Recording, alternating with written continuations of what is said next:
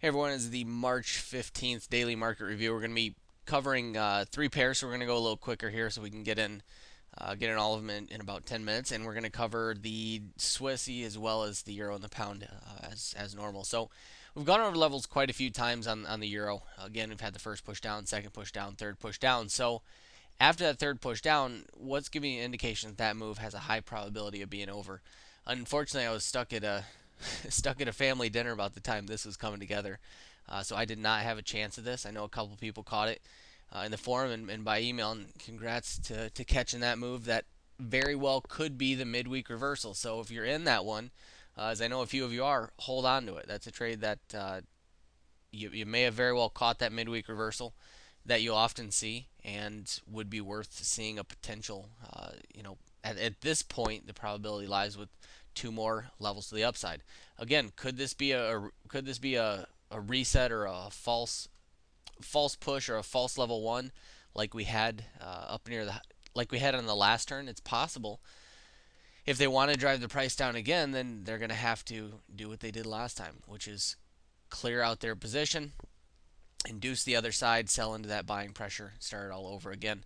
And that could be the way it is right here. Again, we're not playing what possibly could be. We're going to play the probability. So the probability lies that this third push down is over. It completed it with a stop run at the lows, and we had a nice push up off of that point. Um, with that nice, again with the nice push up off of the false push again, first push up, second push up intraday, third push up. Just as a side note, I did get caught in this. I thought this was the end of the third push. I ended up losing 20 pips on the euro today, and that was, it's just a little bit preemptive. Never got the topping formation here, and I didn't catch anything from the high. I'm currently flat. Just an update as well. I mentioned the last couple trades we had a couple decent trades. I caught the euro from here for 20 pips or so, but today just really wasn't all that clear and kind of getting a little bit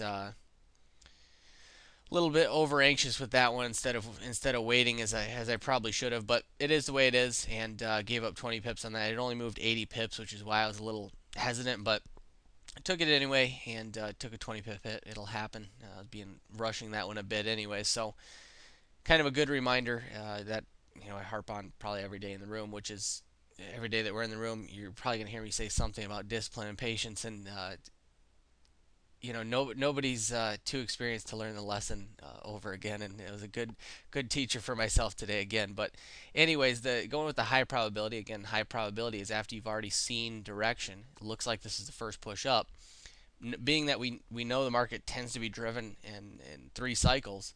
If the first push is up, we got two more to the upside. That's where the probability lies. So again, looking for as it comes out of this Asian accumulation, as we often see, look for the stop run down, look for the bottoming formation, or we may get a false push down even further below this daily pivot.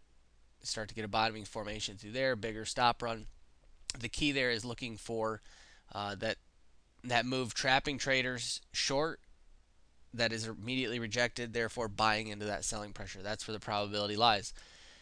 The Swissy, it's looking very similar to the euro. We had the first push up, the second push up through here. Again, this is an hourly chart. There's an 88 pip move, and you come back again from here.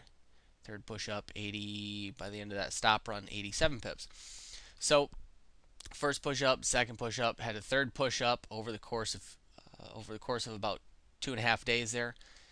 And it ended with what? A topping formation and somewhat of a stop run of the highs before the nice push down. This is something I didn't really have a lot of time to mention in the room because we were going over the euro and going over the pound and already ran to 2 hours anyways. But it's something I wanted to mention in the review because it was lining up nicely with the euro, and this is one thing that we did very a lot of traders did very well in the Swissy when I was taking the euro long or mentioning the euro long in the review. A lot of traders were taking the Swissy short as well, and the same setup kind of occurred today. Pretty well the inverse of what happened on the euro. So it looks like at this point, the probability lies that mark this up. That looks like that's the first push down here. Well over 80 pip or well over 90 pips, 90, 100, 110 pips. Again, want to see at least moving with the standard, if smart money is truly driving the price, you're not just going to get a 40 pip move. You're going to see an 80, 90, 100 pip move. And that's what we saw today, about a 110 pip move down on the Swissy. And so it looks like the first push down. Again, we'll go into the 15-minute chart here. And going into the 15-minute on the dollar Swiss, we're seeing that again, Asian accumulation, no surprise. So being that the dollar Swiss runs inverse of the euro, looking for the stop run to the highs, or looking for it to work its way up, create some type of topping formation. Uh, what exactly comes together at that point, we'll have to wait and see. But again, pretty clear. Either if it's going to make a move in the direction of the original push, which is down, then you're going to see them trap traders to the long side so they can sell into the buying pressure. While it may visually look different, what they do is the exact same every day. There's only one way for them to sell the market, and that's to create an equal amount of buyers. Maybe not percentage-wise, but as far as individual buyers, I mean. But they have to create equal amount of buying pressure, meaning an equal amount of the position size they desire to enter. So for every day, it's going to be different because you have a different amount of retail traders in at certain points, and so it's going to take longer manipulation moves at some point. That's sometimes why they have to make that third push, which forms what kind of looks like a head and shoulders, or what does look like a head and shoulders.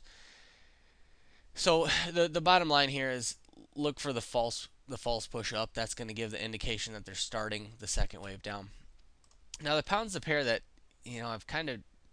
I haven't been taking anything on the pound because it's just not all that clear. We haven't had the third push down. The Euros completed the third push, so I'm almost thinking that this is going to be a move where you don't see the third push.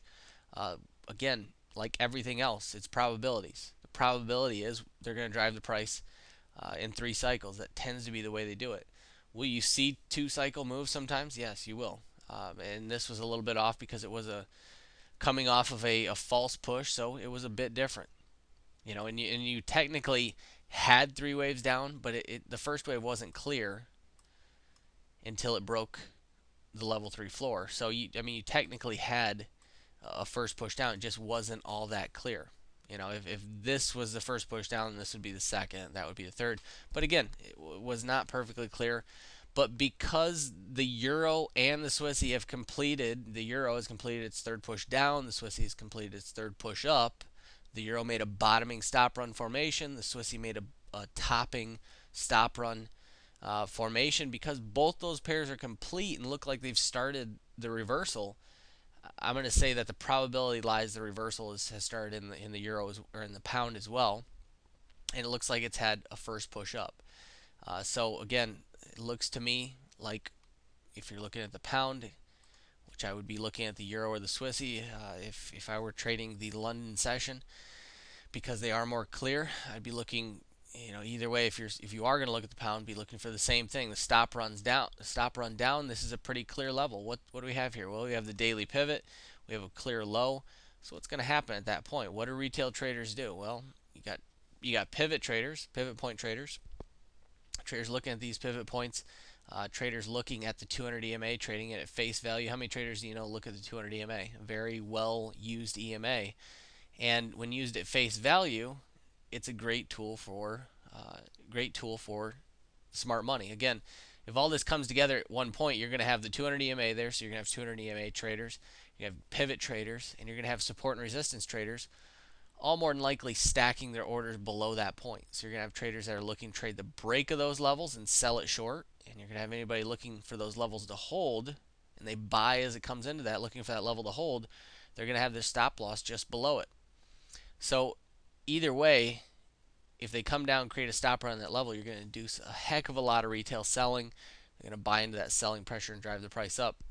The great thing about identifying, and I mentioned this briefly in the room, is the great thing about identifying what smart money does is, let's just assume that the euro takes off to the downside and never gives you that bottoming formation, never gives you the stop run. The worst thing that happens there in that scenario is you're wrong. You don't take a trade. We wait a few hours. We reassess the possibilities, the probabilities of where we're at in the longer term cycle, and we move from there. And that's really the great thing why we harp on why why Chad and I harp on patience and discipline, because that's tends to be the deciding factor. So hopefully this helped, guys. Again, looking for a bottoming formation out of the Asian consolidation on the euro for the second push up. Looking for a topping formation or a stop run up on the Swissy for the second move down. And the pound is looking, with the probability lies that it's looking for its second push up. So again, be looking for the same thing on the pound as you are the euro. If you have any questions, feel free and comment in the appropriate pair depending on the question you have. And as always, guys, happy trading, and I will see you tomorrow.